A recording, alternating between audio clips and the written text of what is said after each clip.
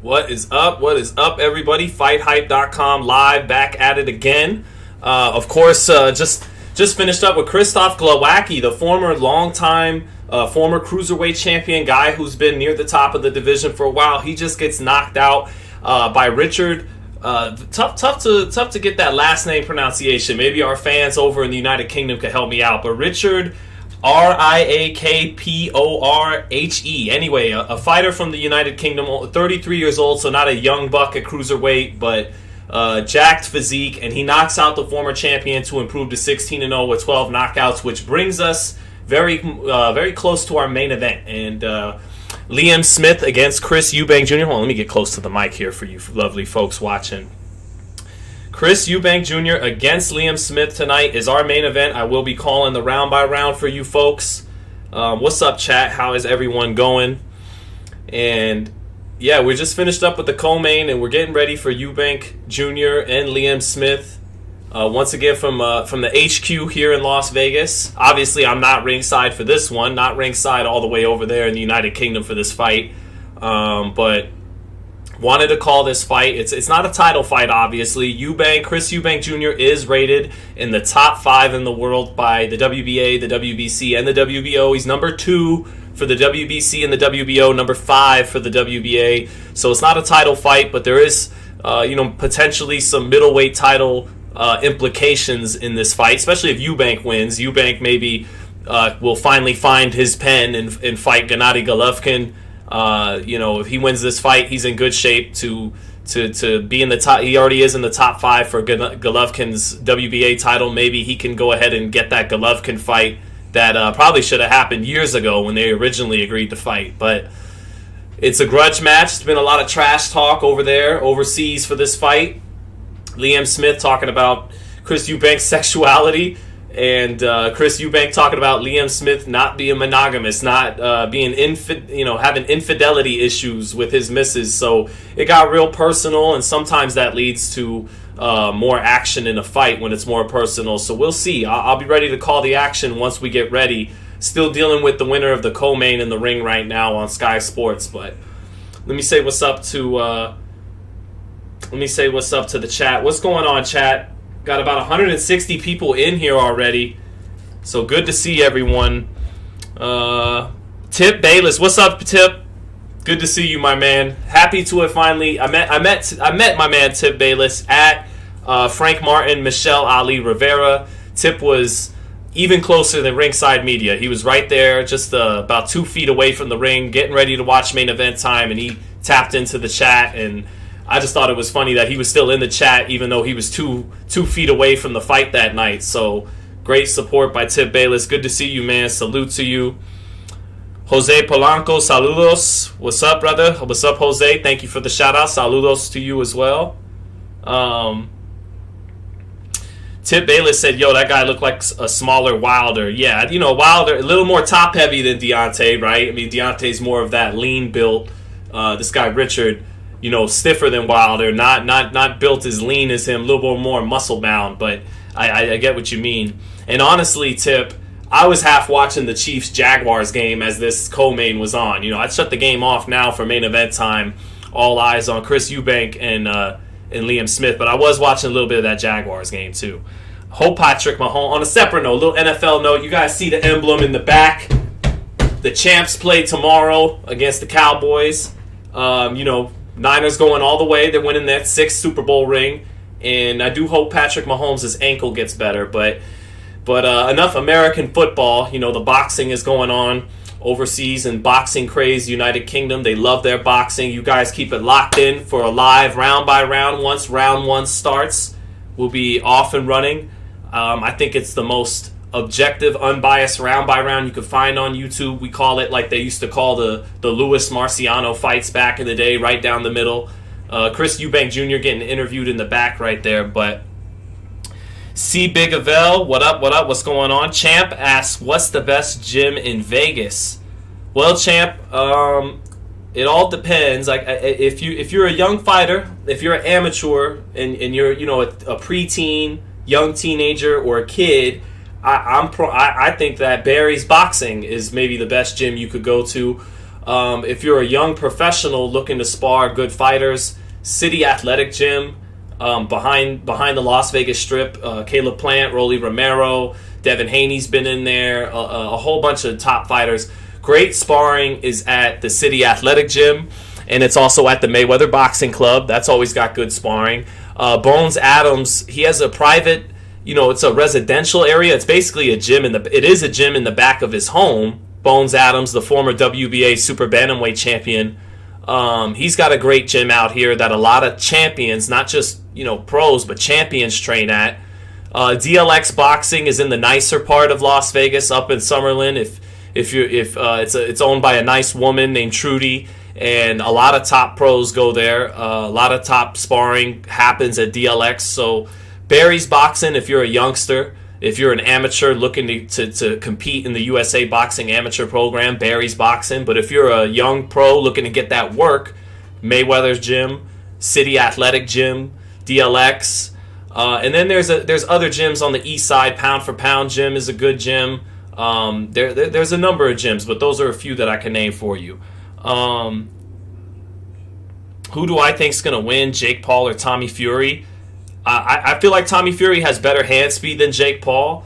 He's got the size to do it. I don't know if he has the heart and ambition that Jake has. We could talk good or bad about Jake. I'm not a huge fan of influencer boxing or whatever, but he's got a good right hand, and he's got ambition, and he's got heart. He believes in himself. He's got some confidence.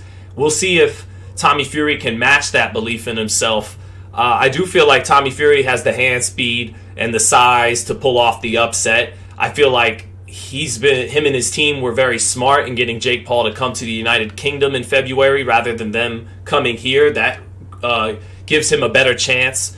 I think Fury's a live dog in that fight for sure. I'll have to take a look at the tape more, but when I've watched tape on Tommy Fury, I've always thought it's a legit challenge for Jake Paul. But we don't know if the guy has a chin. We don't know what kind of insides he has. Jake Paul, believe it or not, has actually fought through some adversity already. Anderson Silva touched him with some good uppercuts. Even in his first fight with headgear on, his nose was busted against Deji, I think it was. He fought through a busted nose and won that fight. He got hit with some right hands by Tyron Woodley, who's an old MMA fighter but has a good right hand. So that's how I see that. Wickety Split says, Sean, you're from California. So I'm not from California. I'm originally from NY, originally from Brooklyn, New York. Moved out here when I was 7. But before I moved to Vegas, my mother had to let me live with my grandparents as she was arranging things, moving from New York to the West Coast to Las Vegas. So I had to live in San Francisco with my grandparents for about half a year in the Bay Area. And so it was in that time my grandfather introduced me to the 49ers and just taught me the game, taught me all about the Niners. And so that's why I'm a Niners fan, but also a Yankees fan. The Yankees fandom comes from growing up in Brooklyn, and being a Niners fan comes from living in the Bay for a short time, when I was 7 years old. Someone asked, of course, about Inoue and Fulton. Dane Sampson. Thank you, Dane. And Rebecca Wiseman. Rebecca, main event time should be about 15 minutes from now. 15 to 20 minutes, we should be kicked off with ring walks. Actually, 10 to 15 minutes for ring walks. Fight should be ready in about 20 minutes, Rebecca. So check back in. Leave the computer open. But back, Inoue Fulton. Dane Sampson, I actually was going to go live with one of those Z-caps, we call them, because my last name begins with Z, so Z-cap instead of recap. Clever, right? And we're going to do, I'm going to touch on Fulton Inoue. I'll give you a quick thoughts on that. I always thought that was a 50-50-ish fight. But sometimes once a 50-50-ish fight is actually announced, and once it's announced, your gut can lean towards one fighter or the other once it's announced. And my gut went with Inoue once the fight is close to being official, because I think Inoue has a little bit of the Pacquiao effect, where you can be touching him up and boxing very well for 1-2 minutes at a time, 2.5 minutes at a time, a full round or two. You could be touching him up, doing well, walking him into shots. He's aggressive, boxing well, but then when that combination of speed and power touches you, it's overwhelming. He'll hurt you almost every time he hits you, and he can negate 90 seconds, 2 minutes in a row of good, clean boxing with a 15, 20, 30-second sequence where the other fighter is overwhelmed by the speed and power, and they're hurt. And them getting buzzed every time that Inoue has a moment offsets 1 to 2 minutes of good boxing, kind of like Pacquiao would do with Tim Bradley or Keith Thurman or Eric Morales, a number of guys he would do that with, who would box clean, who would take advantage of his aggressiveness, take advantage of some of the defensive leaks in his game. But ultimately, the combination of speed and power in not spurts, because it's an understatement to say Inoue and Pacquiao comes in waves.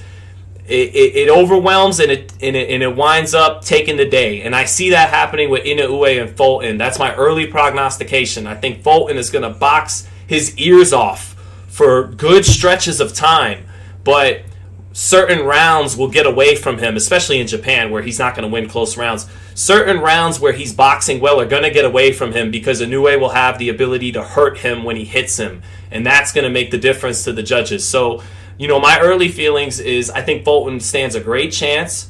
I think this is the absolute best challenge out there for both of these guys. This is both guys daring to be great. Inoue, by moving up to another division and taking on the top dog, type of fighter he's never faced before, a true American boxer who's naturally bigger. Fulton daring to be great by going overseas, going to enemy's territory where it's very unlikely you could win a close decision. Both guys daring to be great. I got to give the edge to Inoue, based a little bit on that Pacquiao effect, that combination of speed and power. When it comes, it overwhelms the opponent and it offsets lots of good work that they're doing. So we'll see. Jay Daniels, Sean, you don't know if he'll be that overwhelming at 122 though. Absolutely, we don't. But one thing I saw, I would guess that he will be. We don't know until he gets in the ring against Fulton, but I would put my money on that he would rather than he wouldn't, in part because Inoue, in winning undisputed against Paul Butler, actually looked a little drained to me. It remains to be seen. We don't want to make excuses for he won by 11th round knockout and was dominant.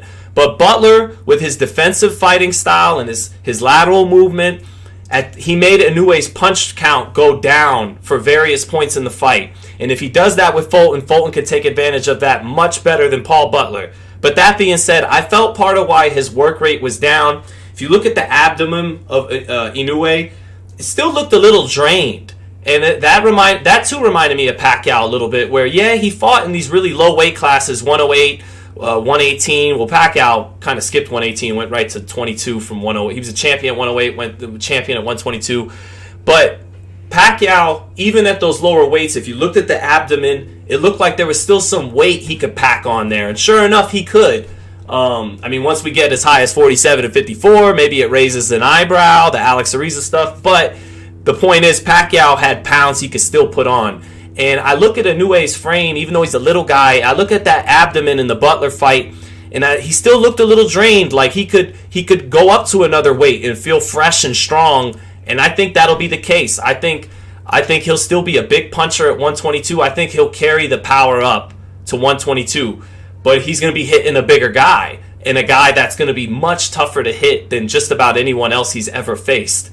And a guy that doesn't just make you miss, but can make you pay on the counterpunch. And Inoue has great speed, but let's see how that speed looks matched up with someone else who has great speed. It's a great fight. I got to give the edge to Inoue, though. Let's see. Charles Jackson, okay, mate, calm down. It's just opinion. Doesn't mean he knows nothing and you know everything.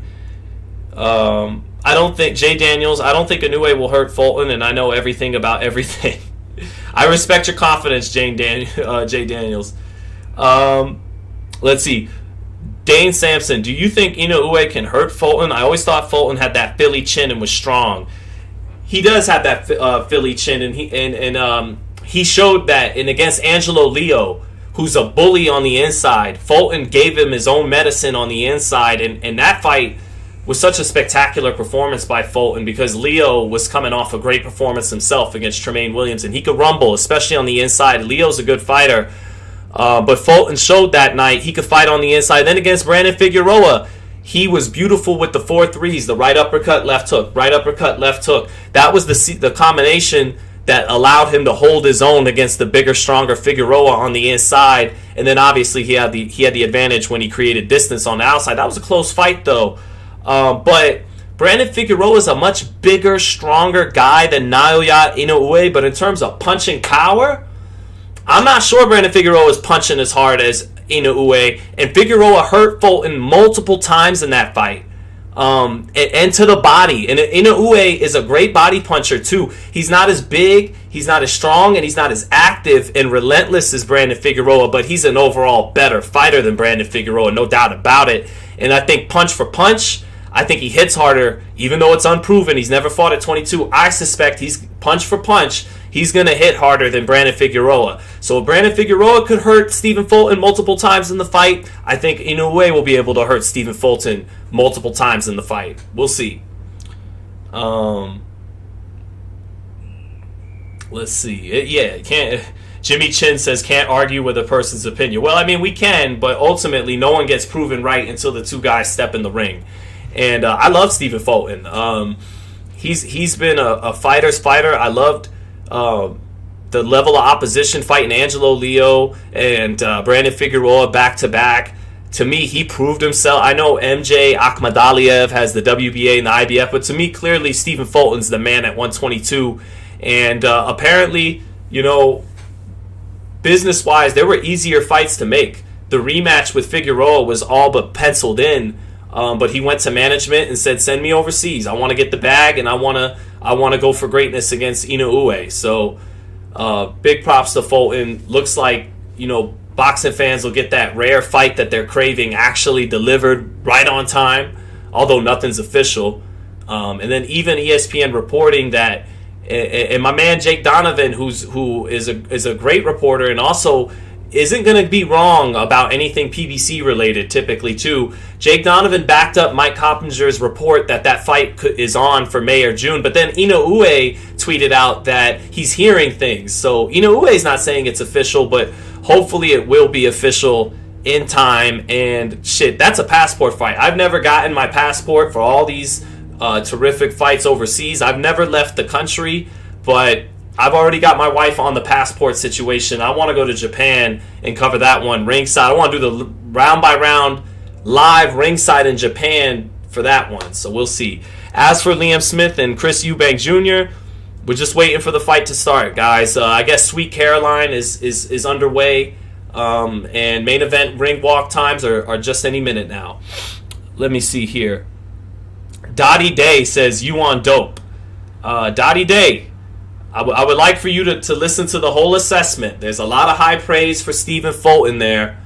So if you're just checking into the live chat, go back and listen to the whole take. Fulton is an elite fighter. He's proven himself to be the best at 122. I see the fight with Inoue going the distance. I don't see him getting stopped. I see him outboxing and piecing up Inoue for good stretches of the fight. But Inoue, kind of like Pacquiao used to have, that combination of power and speed, it overwhelms at certain moments in the fight, and it can offset another guy putting together good stretches of boxing, touching him up, taking advantage of his aggressiveness. It could all be offset by 20, 30-second spurts of that blend of power and speed, hurting the other fighter, taking the rounds from him. I see that being the difference with Inoue and Fulton, but it's a great fight. I wouldn't be shocked at all if Fulton boxes his ears off, comes back to America, having beaten the monster. I wouldn't be surprised at that either, but I got to give the edge to Inoue. Let's see. Good evening, sir. Everyone else. What's up? What about me? Charles Jackson asks, who do I got, Liam or Chris? Good question. I think the betting odds are fair in having Eubank Jr. as the favorite. So I think Eubank is the favorite because he's a naturally bigger guy and he's a much better athlete than Liam Smith. He's blessed with more talent. No one would. Liam Smith hasn't doubted that in the lead up to this fight. So the fight is his to lose. if Chris Eubank loses this fight, it's because Liam Smith has more character in the ring than he does. It's not because he's the bigger guy, the bigger puncher, the better athlete, the faster guy. That's Eubank. But one thing Liam Smith does have better than Chris Eubank Jr. is fundamentals. Liam Smith has a very good left hook, and if you stay on the ropes, he's a good combination puncher. He can put his punches together. He has a good left hook to the body and to the head, and he's a tough guy. He's a guy that isn't going to whittle away in there. He's a guy that you could be up 3 or 4 rounds to nothing on, and he still has the gumption to come back and come back in that kind of fight and win that kind of fight in the second half.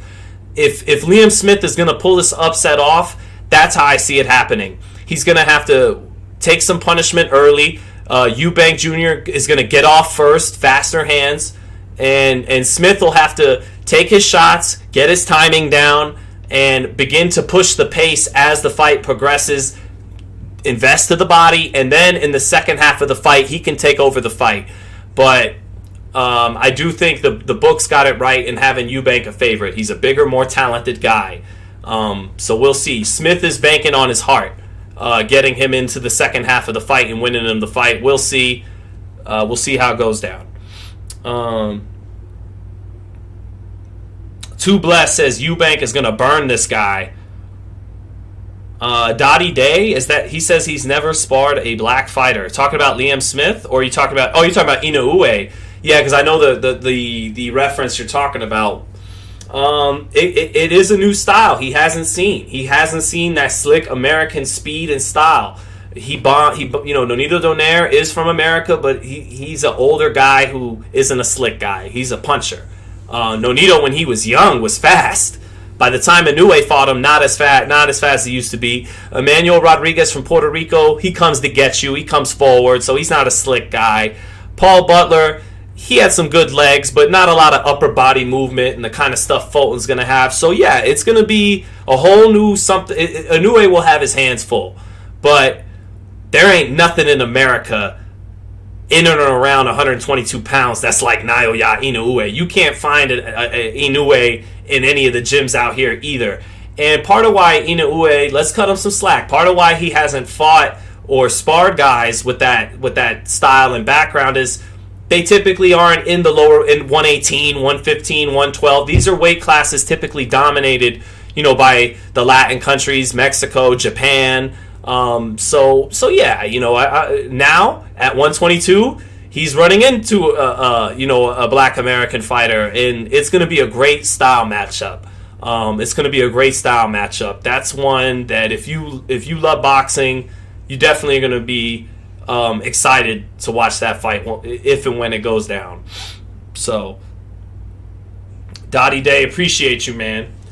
Sleepy, get your last minute picks in. Liam Smith is in the ring. He's got the pink and black robe. He enters first. Chris Eubank Jr. entering the ring second. Sleepy says he's got Eubank but getting the stoppage in the late rounds for sure, with Roy being back in his corner.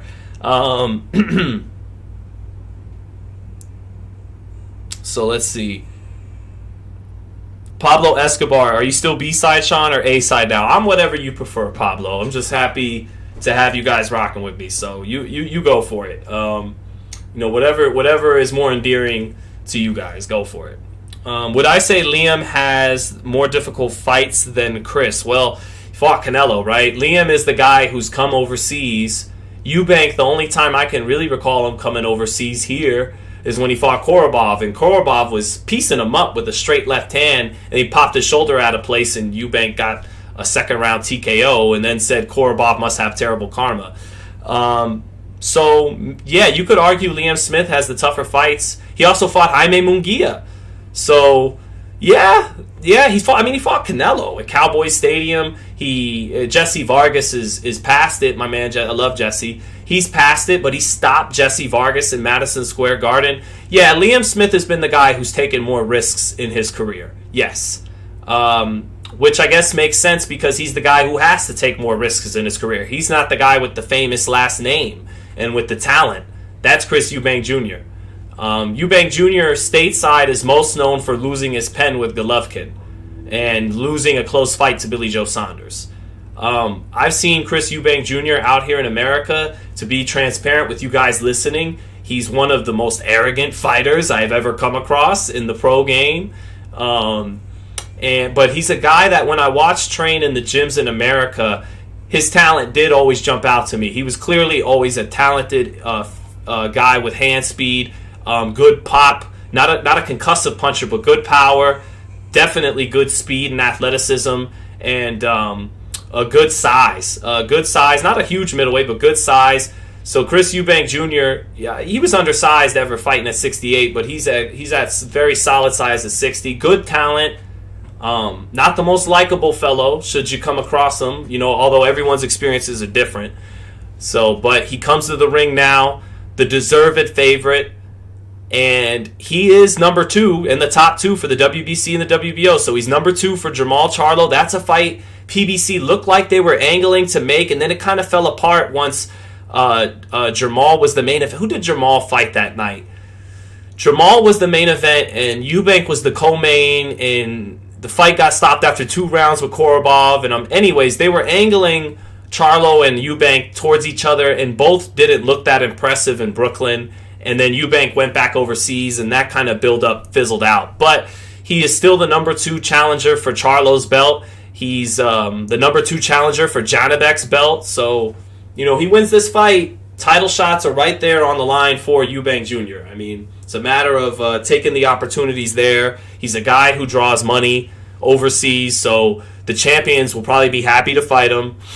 Let's see if he wins against Liam Smith tonight as he makes his way into the ring wearing white and red. Son of the former all-time great super middleweight Chris Eubank. And here he is, Chris Eubank Jr. The Volk saying, "Oh, shots fired at my countrymen. Americans can't win above 168." Sheesh. Well, that's not true. It's just we're all the Americans that weigh more than 168 are busy playing in the NFL and playing baseball, or they're doing MMA, or no, I'm just making excuses. But Philly Zoe, Eubank is still on PBC website today. Okay, so we know who he rocks with when he comes stateside. When he's doing business over here, we know who he rocks with. Eyebrows, Jacob Martin. They're not. I'm Italian. What do you want from me? I'm gonna have hair all over the place, but the eyebrows ain't that bad today.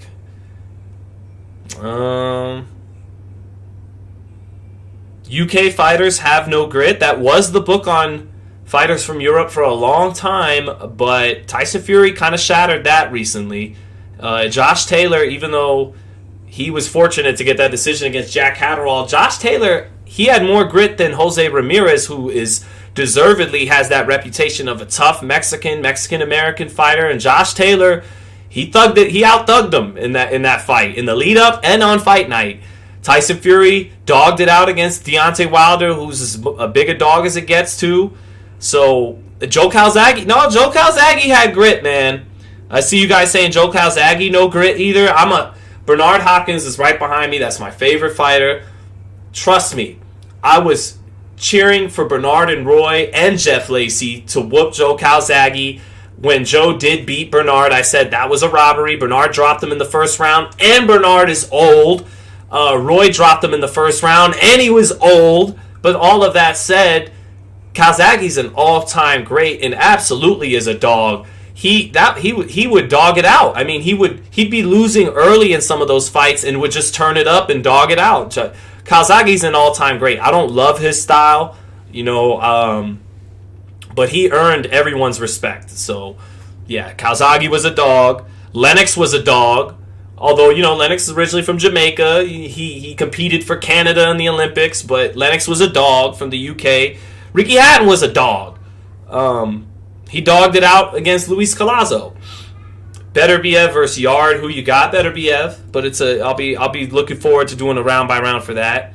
How would Andre Ward match up versus Bivol and Beterbiev in his prime? I don't think Andre's as physically strong as those two guys are. But Andre was such a great, skilled fighter that on his best night, like the night he fought Kovalev in the rematch, I think he could get it done against either one of them. But Andre wasn't a natural 75 people talk about Bivol not a natural 75 either, but I think those guys had a physical strength at 75 that is better than what Dre had, but Dre's more skilled than they are. And skills do pay the bills. I might be partial being the American, but I'd give the edge to Dre over. I definitely would pick Dre over Beterbiev. I think Beterbiev's too slow. Bivol's a tougher fight, and Andre's always thought highly of Bivol all the way back from when he was still active. So Bivol's a tough fight. I would give the edge to Dre. Dre is very savvy. He had a lot of tricks up the sleeve, from inside and outside ranges. So we'll see. Dottie Day, you hear me? I don't know why they're worried about how a man would look. I don't understand. It's weird, right? But Javier Guzman, hi Sean, what's your take on Conor Benn and the doping? My take is that I believe he was. I don't think there's any conspiracy by UCAD to make him look bad. Physique, some people have great genes, so sometimes it's not fair to just take a look at the guy's physique and say, well, I'm not surprised. But take a look at his physique and I'm not surprised. And the thing that Conor Benn was starting to jump out as a top up-and-comer at 47, and I was just talking about Andre Ward, right? And his savvy. Ben was jumping out not because of his savvy or his skills, because of his explosiveness. He was starting to become this explosive fighter. And usually that's not something you learn midway or early in your career. You're either born with that or not. And it looked like his explosiveness was ratcheting up, and that's a little skeptical. And then you look at his physique now that he's back in camp, it doesn't quite look the same. Anyways, main event time. Here we go. Chris Eubank Jr., Liam Smith, grudge match at 160 pounds. Round 1, and we are off, guys. Good jab starting off by Chris Eubank. Eubank expected with the faster hands to get off first and probably get off to a good start in this fight, and he starts with the jab. Now Eubank starting with a jab to the body. Liam Smith gets his own jab to the body to get him started. Liam Smith, hands up high. Chris Eubank, left hand lower, near his waist, starting with an up jab. Usually the faster, more athletic fighter can drop those hands a little bit, but Smith got his hands up high. Double jab by Chris Eubank and a straight right hand down the pipe. Smith with the hands up to partially block, but Eubank is getting off first in this first minute. Now Eubank short with 2 or 3 jabs. Smith trying to come in with a right hand, but Eubank leans on top of his head and works the body a little bit now as the two clinch. And the ref separates them. Smith trying to shoot a right hand over the top of Chris Eubank's up jab, but Eubank pulling away from it, and they're in the clinch again. Nice feint there by Chris Eubank, keeping that left hand by his waist. Shoots the up jab. Smith catching it on the high guard. Now he's pawing with his jab as Eubank. Smith on the front foot, but Eubank not giving too much ground. Nice jab by Eubank. He walked Smith into that jab twice. Smith still trying to shoot the right hand over the top of the jab, but not getting it in. Now he jabs to the body of Eubank.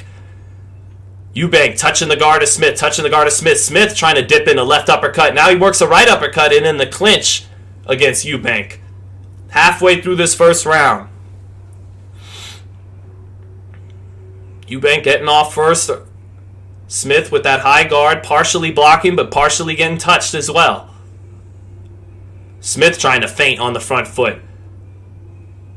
Little half steps back by Eubank, and he sticks the up jab. Another up jab lands for Eubank to create a little distance, and he moves off to his left. Now he shoots off a right uppercut off the jab and misses. Shoots a right sweeping right hand that does land, but Smith trying to step inside after letting him let his punches go and close that distance. Eubank not terribly accurate there on that sequence, but he did get in the sweeping right hand a little bit off the jab.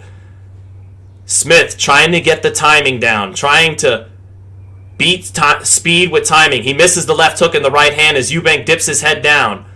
Oh, good little right hand on the inside in the clinch by Chris Eubank, and Smith getting rough back in the clinch. Eubank looking a little less comfortable body language-wise than Liam Smith in round 1, although he's winning this round. 10 seconds left in the round. Smith staying in the high guard, staying on top of Eubank. Neither guy's letting go of their hands to finish this 10 seconds. Little up jab there by Chris Eubank, and that does it for round 1. 10-9 Eubank. but I don't love Eubank's body language going back to the corner. Smith was touched up as expected. Eubank got off first, faster hands. Smith trying to get down the timing and punch at the same time Eubank is punching, but tried to fire his right hand over the top of Eubank's jab, but Eubank's jab was pretty effective, and Smith couldn't find the mark doing that. Here's the replay. Yep, it's the up jab landing by Chris Eubank, and then the right hand counter over the top of it just missing, and Eubank actually checking him with a hook after making him reach with that right hand over the top of the jab. So good first round for Chris Eubank. Again, guys, it's live on DAZN if you're in the United States. I guess on Sky Sports if you're there overseas. But I got you here locked in for the round by round as we enter round number 2. Roy Jones in the corner of Chris Eubank Jr. and his fighter won that first round. Round 2, here we go. Ooh, Eubank trying a quick little check hook to start round 2, but Liam Smith very responsible defensively with his high guard. They jab at the same time, and Eubank gets the better of it. Nice up jab, sticks into the chin of Liam Smith. Smith still on the front foot. 2 or 3 jabs from Chris Eubank now as he steps over to his left. All jab it up from his hip. Double jab sets up a straight right hand for Chris Eubank, showing the Roy Jones influence with the type of movements he's doing here in round 2. Good first 30 seconds to the round for Eubank. Touched up, Liam Smith coming in a little bit. Smith continuing to come in. Nice touch double jab by Chris Eubank. And he slips off the right hand. Now Liam Smith shooting the right hand again and a left hook, but Eubank getting underneath and clinching and getting a body shot in the clinch, and Smith a little frustrated punches towards the back of the head in the clinch, and the referee warns both of them to take it easy in the inside. Up jab splits the guard for Chris Eubank again. Smith staying on the front foot. Eubank not giving a lot of ground, just almost not even half step, just little half steps here and there, and Smith continues to try to shoot that right hand over the top of the up jab, but he's eating the jab, it's splitting the guard, and he is not landing the right hand. Now he misses a left hook and a right uppercut as well, so Smith not able to find the mark early on, and he's eating that up jab. It's getting split through his guard. Halfway through the second round. Smith staying on the front foot. Eubank, kind of like Roy Jones, cocking that left hand by the waist. Eubank. Little half step, ceding ground. Not really, though. Now he steps over to his left and shoots the up jab, and Smith moves his head off the line to get away from it. Smith still coming in with his hands high, but Eubank has got him a little timid to open up now. Minute left in the round. Eubank shuffling over to his right and shoots a 1-2. Nice by Eubank, and that gets a little reaction by Smith, who is starting to look a little frustrated. Now Smith shoots the right hand over the top of the jab, and it doesn't get in with any power, and Eubank is clinching whenever Smith gets in real close there. Eubank not really fighting on the inside, catching him coming in and tying him up. Eubank measuring with the up jab, measuring, then he shoots it to the body. Now he shoots a 1-2. Now he sweeps his right hand around. Oh, a nice little left hook lands for Eubank and a nice jab, and he nods his head at Liam Smith as he steps over to his left, back near the ropes. Liam Smith, finally gets in the left uppercut after he dips underneath a 1-2 by Chris Eubank, but this is another Eubank round. About 10 seconds left in the second now. Eubank, up jab, another up jab, 2 or 3 jabs. Smith coming back up with a left hook, and Eubank pulling away from it, doesn't let him land it. Smith trying to get rough with Eubank in the corner, but still inaccurate. 2-0. Chris Eubank after 2 rounds. 20-18. Chris Eubank Jr. We will see, man. Johnson Matthews saying Smith one-dimensional fighter, no chance. Well, Johnson, he's definitely one-dimensional, but the pressure fighter typically his work pays off in the second half of the fight. So the quicker, more athletic guy in Eubank, you expect him to get off first. He has gotten off first. You expect him to win the early rounds, and so far he is winning the early rounds. He's up 20-18, and I did see a little bit of frustration from Liam Smith towards the end of that round, and Eubank Jr., who I said won the first round but looked a little unsettled body language-wise, started to settle in a little bit there in the second round as well, so we'll see. RamX27 says, this sounds really good. I appreciate it, brother. Happy to have you in the chat. Here we go into round 3, and we're off. Eubank showing the influence of the Roy Jones style in his stance, in his movements. Oh, double jab, sets up a right uppercut to start for Chris Eubank. Eubank throwing that right uppercut. Oh, nice up jab. Good timing by Chris Eubank. Both guys jabbing. Smith jabbing out of the high guard. Eubank with the up jab, and he just stuck it in between the high guard of Liam Smith there. Again, he sticks it in between the high guard of Liam Smith there and evades the right hand over the top of the jab. Liam Smith is going to have to start thinking about the left hook and working his left hand more. He keeps trying to shoot the right hand over the top of the jab of Chris Eubank, but he's eating that up jab, and the right hand over the top isn't getting in. Eubank is a little too quick for it, at least early on right now. Smith will have to make some adjustments and work that lead left hand more. And he's not doing that. He's coming in, not using his jab. Oh, left hook missing for Chris Eubank. And then Liam Smith getting real rough in the clinches. The ref could be okay warning Eubank if this continues. He's not looking to fight on the inside. He's just looking to clinch. And at some point, the ref might have to say something. Nice double jab. He walks Smith right into it. Smith is just walking into these up jabs. It's getting jammed right into the grill of his face. Another up jab right into the grill. Another jab, another jab. Beautiful jab from the hip by Chris Eubank here in round 3. And Smith just walks into it. He's not jabbing with him. When he does try the occasional jab, he gets out jabbed.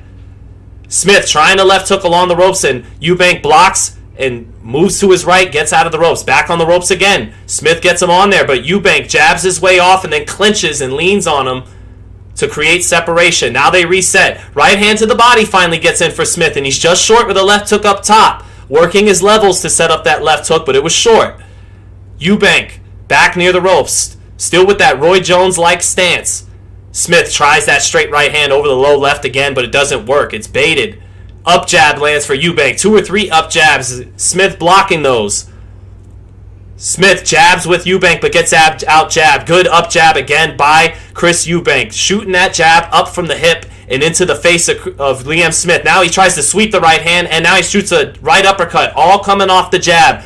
Right uppercut lands for Chris Eubank. Smith taking the punch well. That was a clean right uppercut off the jab for Chris Eubank. Shoots the right uppercut again, and another right uppercut. Split in the guard of Liam Smith. Liam Smith keeping the earmuffs up high, but Eubank firing off shots and sweeping around shots through the guard, whether it's the uppercut or sweeping the shots around like a hook. And it's all coming off that up jab. 10 seconds left in the round. Oh, right uppercut again for Chris Eubank lands. Nice up jab again, and another short right uppercut. It is a jab right uppercut fest for Chris Eubank to finish round 3, 3-0. Chris Eubank, and that separation is coming in now. That was a more dominant third round than the first 2 for Eubank. 30-27, Chris Eubank is up. Gary Halliday saying, I'm 30 miles away from the fight in England, and I'm listening to you. Great job. Thank you, Gary. I appreciate you, brother. G. Martinez, who is winning? It's all Eubank early on.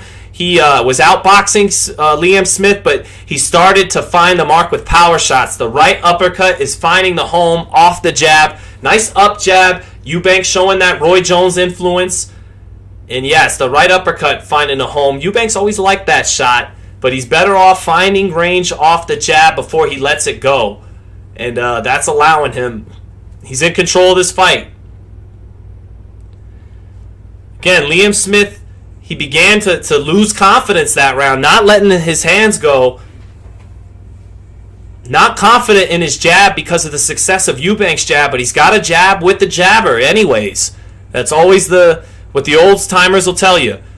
Sky Sports with a ridiculous scorecard. They got it 29-29. They scored the second round even, and they gave the first round to Smith. I don't know what fight they're watching. This is 3-0 Eubank. Up jab again, working for Eubank. Eubank holding his ground a little down, takes a little half step back, misses with a left hook, then he lands with the jab again as Liam Smith tried to jab to the body, but he ate a jab up top. Eubank very effective with that up jab right now, consistently splitting the guard. Now Smith letting his hands go in combination. Good moment for Smith. Smith lands a left uppercut, left hook, down goes Chris Eubank. Eubank was pinned in the corner, and Smith let go of his hands. A left uppercut hit him, and then a left hook dropped him. His legs are no good right now. Right hand, and Chris Eubank's hurt. Smith digs to the body. Down goes Eubank again. And the ref is stopping the fight. The ref is stopping the fight. It's over. It's over. Eubank wants to keep fighting, but his legs aren't there. The referee has called a stop to this fight in the 4th round. Liam Smith was losing every single round. It was 3-0. He got Chris Eubank in the corner. He began to let his hands go in combination. To the body, to the head. He wasn't landing, but he kept throwing and throwing and throwing. A left uppercut got in. That hurt Eubank. A left hook sent him to the canvas. His legs were gone. Eubank beat the count, but Smith unloaded to the body, to the head. Nothing really landed flush, but Eubank couldn't recover. He went to the canvas again, and the referee had seen enough. It's kind of hard to argue with the stoppage because Eubank was so out on his feet. But if you're Eubank, you hate the stoppage because you were winning the fight. You were winning the fight. You hadn't been hit up until that point, but the first left hook that got in, his chin couldn't hold up. It's a 4th round knockout for Liam Smith, who showed the grit. I told you guys before the fight, Chris Eubank is the more talented guy. He's the faster guy. He's the more naturally bigger guy. He should get off to a good start in this fight, and he did. But what would happen once the pressure fighter, as the fight wore on, found him? Would Eubank be able to hold up? And it got ugly quick. Eubank's right eye is completely closed shut. He showed no facial damage heading into his corner before this round, but 2 left hook. It was a left uppercut and then a left hook, and it did devastating damage. Eubank's right eye is nearly closed up, swollen shut, and he got dropped twice, couldn't recover. And like, if it was going to be for Liam Smith, the Scousers, I've never been to the UK, but Liverpool and Manchester, known for their heart, for their dog. And that's what Liam Smith did. He was the dog. He had the better chin. He could withstand it. Chris Eubank could dish it out, but better than Liam Smith could dish it out. But he couldn't take it 1/10 as good as Liam Smith could take it. So the Scouser, not with his talent, with his heart and his grit and his left hook, that's always been his best punch, he upsets the more gifted guy, Chris Eubank Jr. tonight. What a night for Liam Smith. Man, that escalated quickly. Remember Ron Burgundy in Anchorman where he says that jumped up a bit, didn't it? That escalated quickly. That's what happened for Chris Eubank. He was in control of the fight. He was up 30-27 on my card, and then he gets knocked out. Oof, that's boxing. That's boxing. I guess you don't mess with the Scousers. Whew. You Scousers are tough. Ruben Torres, thank you so much, brother, for the $2. Appreciate you, man. Whew. That was fun. Man, that was fun. Johnson Matthews says, great commentary, bro. Thank you so much, Johnson. I appreciate you, man. Usman Arif said, I don't want to hear no more talks of GGG versus Eubank. Yeah, I hear you. Man, Eubank's right eye is in horrible shape. Sometimes I've heard fighters that have a really bad weight cut, their face swells up so easily. And Chris Eubank is always talking about how tough. He joked around about 50%, 60%. He's a guy who has competed at 68 before, and just looking at the way his facial tissue absolutely can't hold up to just the 2 left hands that Smith. You wonder if he had a severe weight cut, because his punch resistance was not there. Eubank looked like a guy who maybe had a weight cut tonight, but no excuses. He got flattened. Oof. Man. Appreciate the compliments in the chat. I'm happy you guys enjoyed the commentary. Man.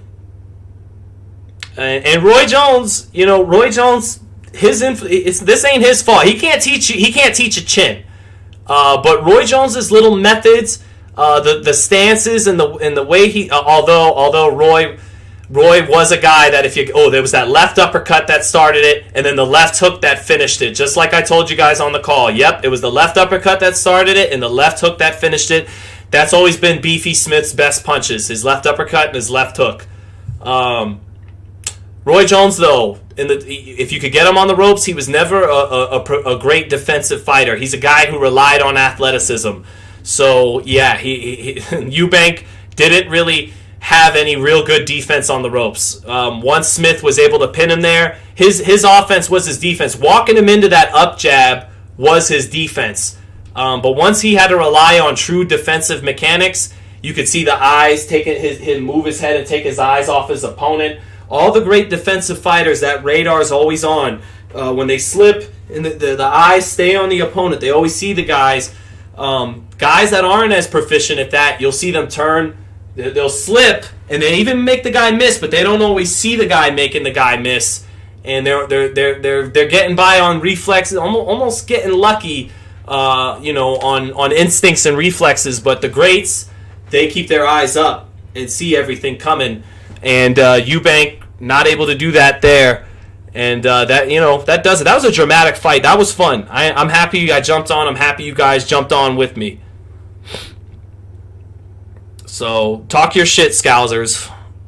Easy work tonight, Fight Hype. Good stuff, my brother. Thank you, Dottie Day. I appreciate it. Javier G says awesome commentary. Thank you, brother. I appreciate it.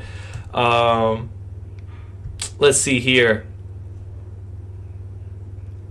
Man. Charlie McAdam, thank you, brother. Who said now Chris? Metal Hendricks, now Chris knows he's no Roy. No one's Roy.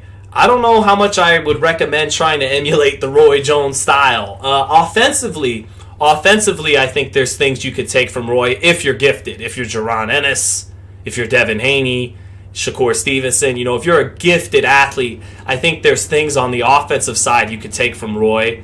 And he knew distance really well. There's things but there's so much you can't take from Roy. You don't really want to take any defensive advice from Muhammad Ali and Roy Jones. Those were two guys in their prime with really good defenses, but not because they followed a lot of the rules to the sport on the defensive side. Floyd Mayweather was a guy who was a great athlete like Ali and Roy, but also had great skills on the defensive side as well. Didn't have the offensive output Ali and Roy had, but anyways, yeah, so I don't know. I wouldn't try to study anything Roy did defensively. Roy on defense, a lot of the times his offense was his defense. It was taking a half step back and walking you into the left hook. That was the defense. It wasn't so much making you miss off the shoulder roll or parrying, catching off the guard. He was he could move straight back and get away with it and walk you into the shot while doing it and hurt you. So yeah, Roy. There's only one Roy Jones Jr., maybe the most gifted fighter that ever lived. But if as a young fighter, you'd be better off studying the guys with great fundamentals. You'd be better off studying. Like my son, the first guy I'd probably have my son study in today's sport is Errol, because it's all fundamentals. It all comes off a busy jab, body punches, hands up high. Errol will step off every now and then and drop that right hand and put his chin behind his shoulder. But for the most part, he's doing that USA boxing, hands up, catch, combinations off the jab, walking you down, being busy. That's the kind of guys I would study for a young up-and-coming guy. The real talented guys with great reflexes and speed, I mean, it's great to study them. You could learn from them, but there's certain things that only they can do with God-given talent. Guys like Winky Wright, Errol Spence, Triple G, even, these are guys with great fundamentals that you could... Liam Smith has really good... The way Liam Smith fights in the high guard and his timing... And the way how well he works his left hand, you could learn a lot from Liam Smith. So, let's see. I guess 50% didn't cut it. That you guys are funny. I love the 50-60% trolling stuff. I almost fucking died when he never missed a beat in the lead up to the canceled Conor Benn fight. And they go, getting down to 57. How much take out of you? And he'd be like, 40%. No hesitate, 40%. No matter what people hit, he was so consistent with that 60%. They'd be like, he never missed a beat. Just the way they'd be like, how much do you think that 57 will take out? He'd be like, 40%. So I have roughly 60 left. It was hilarious. I enjoyed his trolling. Like I told you, he is one of the most arrogant fighters I've ever come across. Wasn't very likable, but it's tough. He had a lot to live up to from his dad. He is a talented guy. He does have good pop. He's blessed with good speed and talent, and he's had a good pro career. You know, we talk about Julio Cesar Chavez Jr. and Chris Eubank Jr. like they're busts because they aren't, half as great as their father. But if you just judge them as a regular professional fighter, they've competed at the top level, made a lot of money, and done good for themselves. So I still have plenty good to say about these guys too, Truthfully, if you love boxing, you could find something good to say about any fighter. And if you're nitpicking, you could find something bad to say about any fighter. Even Sugar Ray Robinson, Roberto Duran, Floyd Mayweather, So, James Loudmouth says, don't mess with the Scousers. Simple as that in both MMA and boxing. So, I got a new subscriber. That sounds good. Thank you, brother, for subscribing. I'll be getting out of here in a minute, guys. Anything else you want me to touch on before I get up out of here? I appreciate everyone jumping into the chat. I plan on going live tomorrow morning before the NFL starts. I don't want to miss the playoffs, and I'm like, my Niner fever is ridiculous, right? And a matter of fact, I'm gonna finish the stream with the Niner jacket on, just to be a fit. Look, I got the, you know what I'm saying? I got my 94 sweater on. When the last time they won it, I got the jacket on. We're ready for the Cowboys tomorrow. So anything else you guys want me to talk about before we get out of here? There's respect being shown by Liam Smith and Chris Eubank Jr. No surprise there. Smith has always been a classy kid, so I'm not surprised that he's given Eubank his respect after a hard-fought 4 rounds, and it looks like Eubank has given him his respect back, and that is always good to see. So it got settled in the ring. And for whenever a man or a woman too loses a fight, I always think it's good on the winner to be to comfort them in that moment a little bit, because it's never easy losing a fight in front of 20,000 people by knockout particularly. So when the man or woman that knocked you out can walk over to you and give you your respect, and that, I think that's it's kind of, I'm getting real sappy here, but that's like the first step to recovering, to feeling better about what went down is, first and foremost, the person that you competed against respects you and respects the effort you gave. So it's always good to see that. E. Negron said, you're the man, bro. Love your round by rounds. Thank you. Let's see if we got any questions before I got out of here. Oh, Jay Daniels, we were smoking them. No, you know I'm nervous. It's no easy games from here on out, but the Niners should win. I don't say that biased. I didn't pick us to beat the Chiefs 3 years ago in the Super Bowl. I went with my wife to the NFC title game in LA last year. I said, babe, I don't think we're going to win this game. I'm just coming to support my Niners. I think the Niners are the best team in football this year. They should win the Super Bowl. I'm not fanboying when I'm saying that. They're loaded at every position. If they didn't have their corner, Emmanuel Mosley, injured, it'd be a wrap. So, Dane Sampson, you going to go on Z-Cap tomorrow in the morning? I'm always asleep when you do it at night, bro. Laughing my ass off. Yeah, I'll be doing it in the morning. Not too early, but I do want to get it in before football starts. Barry Lewis, who won? Liam Smith by 4th round knockout. Coming from behind on my card, I had him losing 3 rounds to nothing. Then all of a sudden he gets Chris Eubank in the corner, lets his hands go in combination. The punches aren't landing. He keeps firing. Left uppercut gets in. Left hook gets in. Liam Smith gets dropped. His legs can't recover. He goes down a second time because the legs can't recover, and that's it. The ref's seen enough. So, do I think Adrian Broner will stop Hank Lundy? No, I don't. Adrian Broner is a guy who doesn't throw a lot of punches per round. Hank Lundy, if you go watch the Jose Zepeda fight from a year and a half ago, he made Zepeda, who's in his prime, who punches hard, go the distance, because Lundy, if he doesn't want to be hit, if he forgets about winning rounds and he just wants to see the finish line, he's a savvy veteran that can make you miss. And Broner hasn't knocked anyone out in forever. He doesn't throw a lot of punches per round. I definitely don't see Broner stopping Lundy.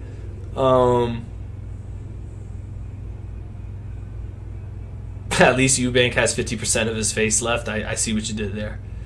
Dottie Day, you have a good one too, man. I appreciate the support. Hope to see you in the chat again. Thank you, man.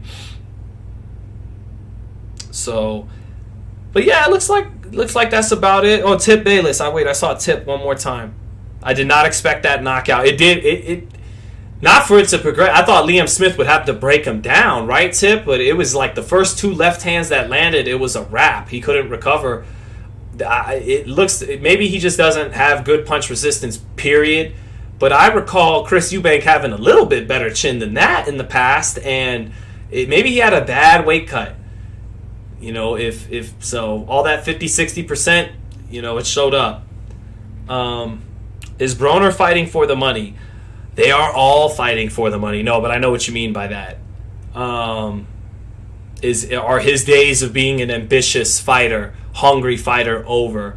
They've appeared to have been for a while, but you know, maybe he's refound it. I'll support. I'll watch that night. I'll order the fight. I'll do a round by round for you folks. So we'll see. You know, I don't like talking down on AB or nothing like that. But you asked me the question, I'll answer honestly. Yeah, I think pretty much he is and has been. What's next for Smith? Golovkin? Well, Ray, Smith, unlike Eubank, wasn't rated in the top 5 by 3 of the 4 sanctioning bodies for the belt. Smith not in the title picture like Chris Eubank was. He was the underdog tonight. I don't know. I'm not sure. You know, I don't think a Liam Smith Kell Brook fight's as sexy overseas as Eubank and Kell Brook was. Liam Smith will just continue to be a hell of a B-side. You know, he was a B-side against Jesse Vargas. He beat him in the Garden. He was the B-side for Eubank tonight. He beat him.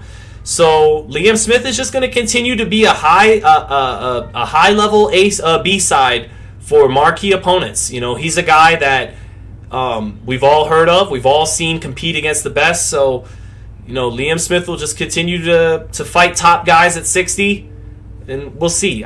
Nothing jumps out as a top fight for him right now. Chat, anyone you want to see Liam Smith in with? Adrian D, was Eubank even in the top 10? He was in the top 5. He was in the top 2 by the WBC and the WBO. How would Crawford and Dane asks, how would Crawford and Spence line up against Pacquiao in his prime when he beat Cotto at 147? Pacquiao against Cotto at 147. Oof. During the Alex Ariza days was a animal. I'm tempted to say that Pacquiao was just something different than anything in the welterweight division in today's boxing.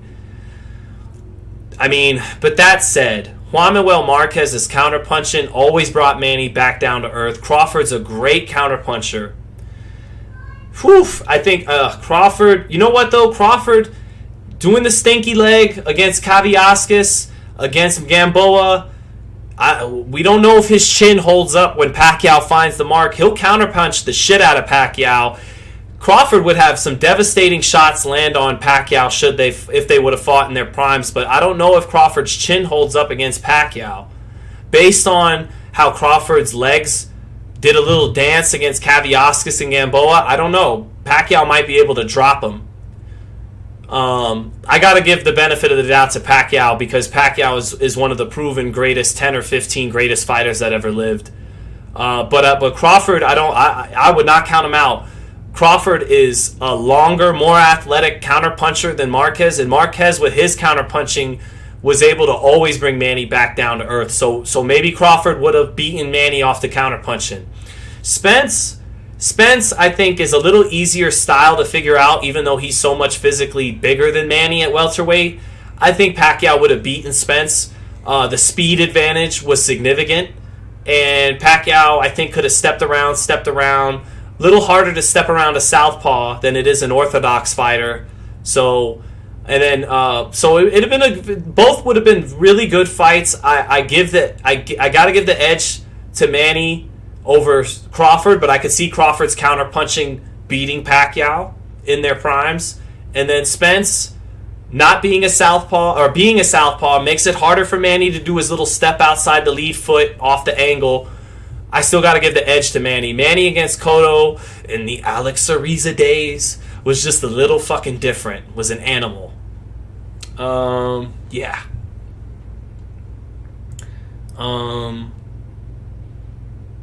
Smith is not.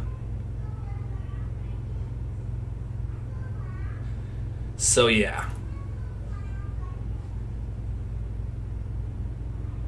The boxing scientist. Bud is overrated. Pacquiao has a way better resume. Absolutely. No debating resume. I mean, it's on it's interstellar. It's on a whole different galaxy, solar system, whatever you people who actually got an A as opposed to my C in Astrology 101, whatever you want to call it. But resumes don't win fights. And Crawford against Pacquiao is a competitive fight, no doubt in my mind. Crawford's length, counter-punching, punching power, hand speed, that able to punch in between punches. Pacquiao had his hands full, but I give Pacquiao the edge to pull that one out. He was just so special around that time. So special. One of the most special fighters of all time. Punk Monk, are we getting Jaron Ennis versus Romain Villa? Do I know? I don't know. I would think there's a chance, but I would think Ennis and Showtime and the people invested in Ennis want bigger fish than Romain Villa, who arguably beat Rashidi Ellis. I thought Rashidi, it was a close fight. He got dropped twice, but I thought Rashidi actually did enough to win that fight. Romain Villa walking in straight lines against Jaron Ennis. I think he gets sliced up. I think he's dead meat. It's the exact opposite style from Karan Shukajan, who just played keep away and fought to get to the final bell. So, Johnson Matthews, I disagree, sir. Crawford all day long. I don't got a problem with that. You know, that's a close fight. I don't count Crawford out. I just think Pacquiao, around the time of that Cotto fight, was really special. So,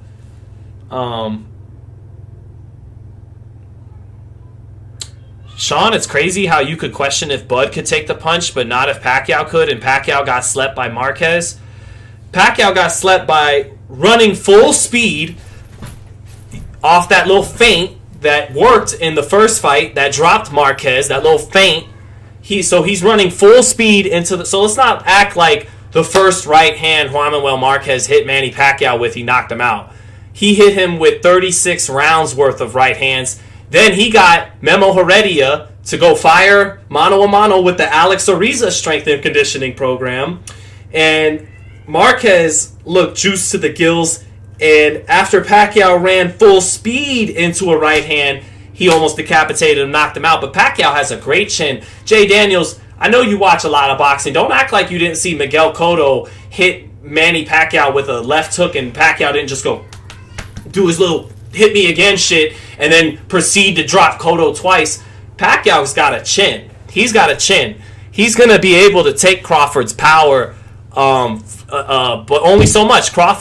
If Crawford ran Pacquiao into the kind of shot Marquez ran Pacquiao into, he could knock him out. I'm not saying Crawford can't knock Pacquiao out, but Pacquiao has a better chin than Crawford.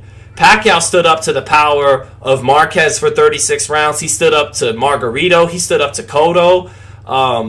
He stood up to some puncher. Keith Thurman, at 40 years old, nailed Pacquiao with some shots, and Pacquiao took it. That Marquez shot, he ran into it. Marquez had seen that same feint from the first fight when Pacquiao dropped him off of it multiple times. Seen that feint coming, ran him into it, and the rest is history. But Pacquiao definitely has a good chin. Yeah.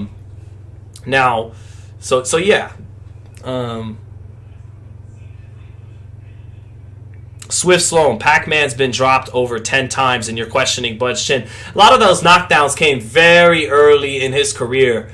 Pacquiao, late in his career, Pacquiao, once he fought Marco Antonio Barrera, I think the only times we saw him dropped is against Marquez.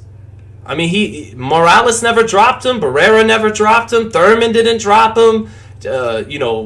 on and on. And Cotto, Margarito, Josh Clottey.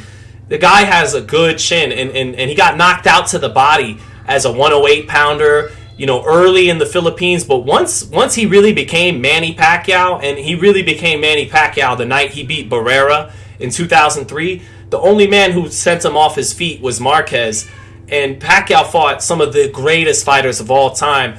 I'm not saying Bud's chinny, but you mean to tell me if Mean Machine Kavyauskas made his legs jelly and Gamboa made his legs jelly, that Manny Pacquiao with that left hand wouldn't make his legs jelly? I'm positive it would, because at that time, pretty much anybody Pacquiao touched, unless they were, 2 weight classes naturally bigger than him, like Margarito, who had one of the greatest chins ever. Nobody could hold up to that left hand without their body reacting funny to it, except for, De La Hoya, who was a big guy and had a great chin, and Margarito. But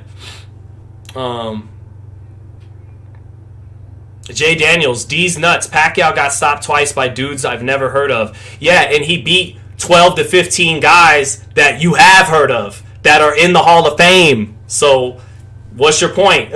Muhammad Ali got beat by Trevor Berbick. So you're coming off you're coming off like a casual, man. Going too hard for Pacquiao. No, I just think you're going a little too hard for Crawford and trying to. Yeah, it would have been a great fight. I would have favored Pacquiao around that time against Cotto. I could see Crawford winning the fight because Marquez was able to beat him with counterpunching. But in order to beat Pacquiao with that counterpunching, like Marquez did, Marquez had to pick himself off the canvas 5 times in 4 fights. You got to be able to hold up to the punishment. It's going to be two-way action. Even Floyd got hurt twice by Pacquiao when they fought, because no matter how good your defense is, there's some guys. Cotto was like that. Pacquiao was like that. They're too good on offense that you're going to get touched. So Crawford wouldn't have been able to just neutralize Pacquiao for 12 rounds. It would have been a war. It would have been Crawford countering Pacquiao, Pacquiao getting off on Crawford. It would have been a great fight. So, but Crawford hasn't done enough to be mentioned with Manny Pacquiao. That's just the truth. Crawford is a great fighter in this era, but he's nowhere near Manny Pacquiao, Floyd Mayweather, Oscar De La Hoya. A lot of these guys aren't, because they fight once or twice a year, and when it comes to fighting the best of the best, it's so hard to make it happen. So we can't put Errol Spence or Terrence Crawford with Floyd or Manny or Oscar or Ray Leonard or these guys. They're good. They're great for today, but we don't even know if they're great until they fight each other. So, we'll see. But it would have been a great fight. Anyways.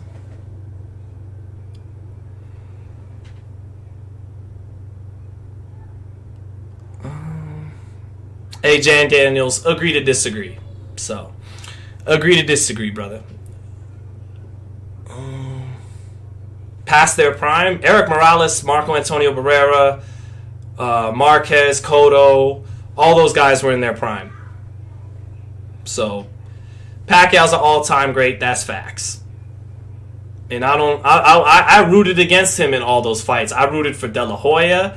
I knew Mayweather was going to beat him. I always preferred Floyd to Manny. I'm American, I guess. I like that cleaner style.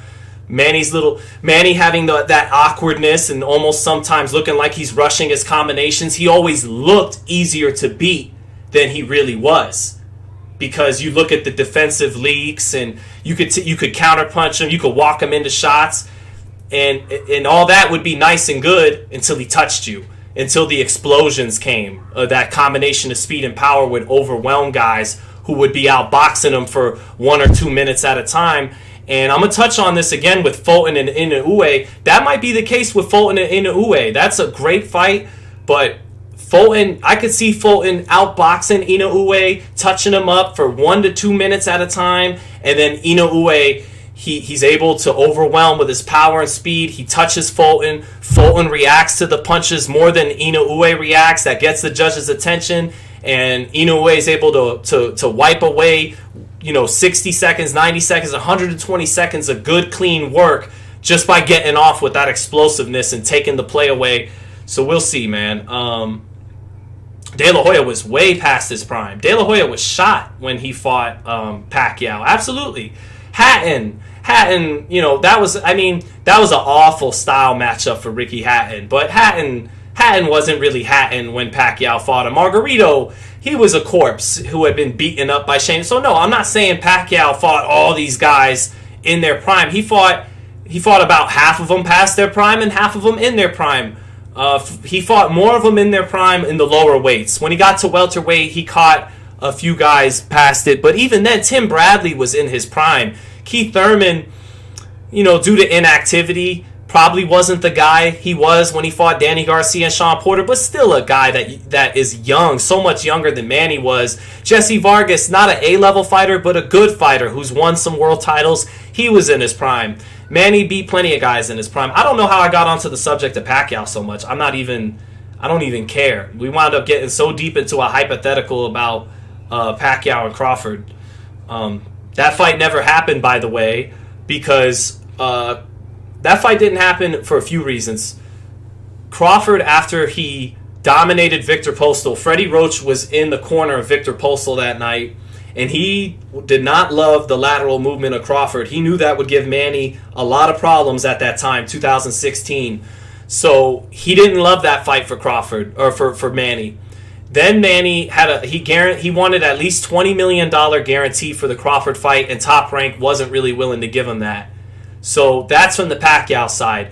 On Crawford's side, when you want to get a legend in the ring, you gotta really, sometimes you gotta exhaust every opportunity to make it happen. Crawford hates doing interviews.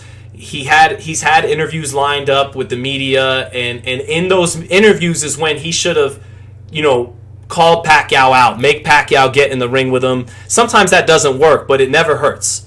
And Crawford kind of did the too cool for school thing in that fight because of how dangerous he was. Roach didn't really want the fight.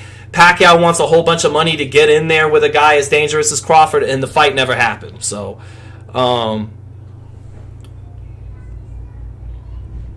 let's see.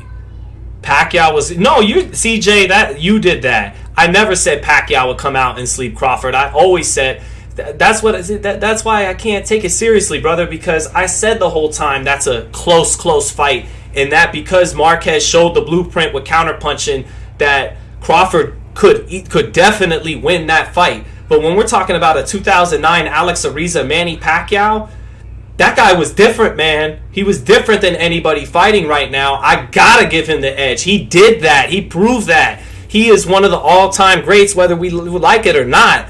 So Crawford, he's done his thing. He's as good as it gets in today's sport right now. But the resumes are on two different galaxies. That doesn't mean he would win. Resume doesn't win you the fights. Guys lesser than Crawford, like you said, early in Pacquiao's career, beat him. That was early. So yeah, no, I never said Pacquiao would sleep Crawford. I got to give the edge to Pacquiao. I think he's earned that right. Anyways, just say it. They ducked Crawford. Yeah, I feel like they did, but they didn't want the Crawford fight. No. And your boy was one of the people who actually asked Manny and Freddie to their face about it. So, but Top Rank's looking at it like, are we going to make any money guaranteeing Terrence $6-7 million, Manny $20 million? How many pay-per-view? I don't like getting into all that. I like to just see the best fight the best. But Top Rank had to consider that. They didn't want to guarantee Manny the money. Manny's saying, okay, I'll fight him, but pay, give me $20 million. If you want me to hand the torch to this guy that's probably going to win the fight, pay up. And Top Rank didn't want to do that. Not too long thereafter, Manny fights in Australia. Then he goes to the PBC. Crawford never got that fight. And I'm just saying Crawford didn't do right by himself by not doing what Erislandy Lara did, goading Canelo into the ring, doing what Antonio Tarver did to get Roy in the ring. He said, no, I'm good on the interviews. I'm good on calling Manny out. If I get the fight, I get it. If not. Sometimes you got to show that desire to that you really, really want it. You can't just say, of course I want it. Look, that didn't do him any favors with the Errol Spence fight, right? He did the too cool for school thing, and now that fight has slipped through him and Errol's grasps. And honestly, both guys are just they're really good and they're great for today, but they need the other one to really prove they're a great fighter, Terrence and Errol, and apparently that may not happen. So,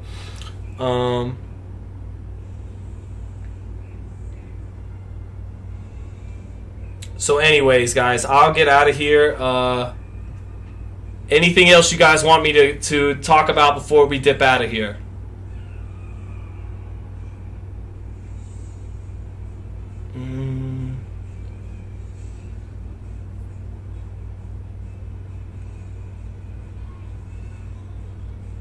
All right. I think that's about it, man. Shout out to everybody in the chat. Andre pulled up on GGG Canelo Charlo. That didn't get him the fights. I agree, Swift. That's why I said it doesn't always work. But I said it certainly can't hurt either. And then Andre, you gotta go out there and perform well too, though. And you can't go the distance with lesser B, C class fighters.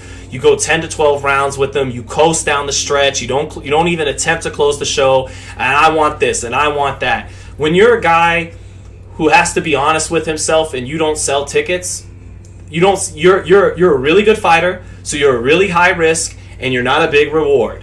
You have to be honest and assess that. And you can't be going 10, 12 rounds with B and C class fighters and not blowing them away.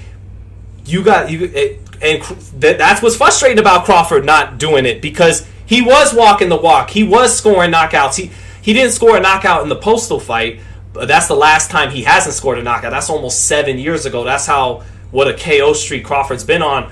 But in addition to calling him out every interview and tracking him down, you got to be performing too. You got to be walking the walk. And Andrade hasn't done that as much. He hasn't been getting stoppages. He's a good boxer. He gets a lot of knockdowns early in the fight, but then he just coasts in the second half of fights. And so, that hasn't helped him either. Do I think he actually stands a chance with David Benavidez or Canelo? Andrade? No, I don't. I think Andrade's legs, they've gotten heavier and heavier as he moves up. I don't think his legs are what they were at 154. I think he was a special talent at 154. He was elite at 60. At 68, I just think those guys are going to be bigger. He doesn't sustain a good pace in the second half of fights, and with those legs not being what they were, he's going to be easier to hit against better fighters. And when he has been hit by right hands, he shows a little weariness from him. I think a guy like Jermall Charlo with his right hand, he could really hurt Andrade. So I don't expect Andrade to come out on top against the top dogs at 68. I think his most special days were at 54. But he never got the opportunities. So it's unfortunate, man. So, all right, guys. I'll save the rest for tomorrow morning when I jump on. Everyone have a good one. Appreciate everyone who hopped in the chat. I'll check you guys tomorrow. And thank you, everybody, for checking in. Hold on. Let me hold on. My bad, everybody. Yeah. Go Niners. I'll catch everybody tomorrow.